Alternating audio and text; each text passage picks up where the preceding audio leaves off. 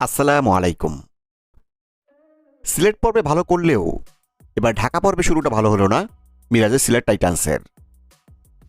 এবার টুর্নামেন্টের অন্যতম ফেভারিট টিম রাজশাহী ওয়ারিয়র্সের কাছে অবশেষে হেরে গেল সিলেট টাইটান্স।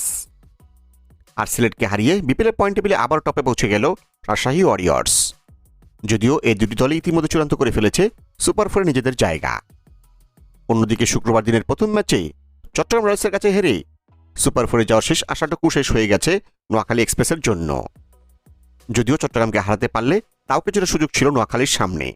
যাই হোক, নোয়াখালীকে হারিয়ে বিপিএলের পয়েন্ট টেবিলে আবার ভালো অবস্থানে পৌঁছে গেছে বিসিবির দল চট্টগ্রাম রয়্যালস।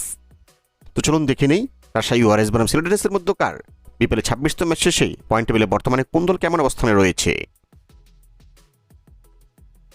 বিপিএলের পয়েন্ট টেবিলে এখনও তলানিত রয়ে গেছে নোয়াখালী এক্সপ্রেস। এখন পর্যন্ত 9 ম্যাচ খেলে তারা জয় পেয়েছে মাত্র 2 ম্যাচে, হার 7 ম্যাচে। তাদের পয়েন্ট 4, তাদের নেট রান রেট -1.116। বিপিএলের পয়েন্ট টেবিলে বর্তমানে 5 নম্বরে অবস্থান করছে ঢাকা ক্যাপিটালস। এখন পর্যন্ত 8 ম্যাচ খেলে তারা জয় পেয়েছে 2 ম্যাচে, হার 6 ম্যাচে। তাদের পয়েন্ট 4 এবং তাদের রিটার্ন রেট -0.686। তবে ঢাকার সামনে এখনও সুযোগ রয়েছে প্লে অফে যাওয়ার। বিপিএলের পয়েন্ট টেবিলে বর্তমানে 4 নম্বরে অবস্থান করছে রংপুর রাইডার্স। এখন পর্যন্ত 8 ম্যাচ খেলে তারা জয় পেয়েছে 4 ম্যাচে, হার 4 ম্যাচে। তাদের পয়েন্ট এখন 8 এবং তাদের রিটার্ন রেট +0.176। যদিও এখন পর্যন্ত সুপার ফোর নিশ্চিত হয়নি রংপুর রাইডার্সের। রাজশাহীর কাছে হারলেও বিপিএলের পয়েন্ট টেবিলে এখনও 3 নম্বরে রয়েছে সিলেট টাইটান্স।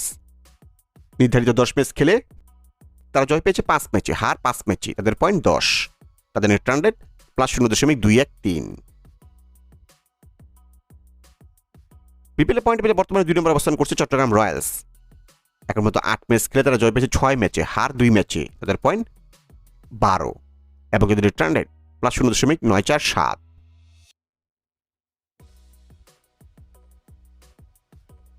এবং সিলেটকে হারিয়ে বিপিএলের পয়েন্ট টেবিলে আবারও 1 নম্বরে উঠেছে রাজশাহী ওয়ারিয়র্স।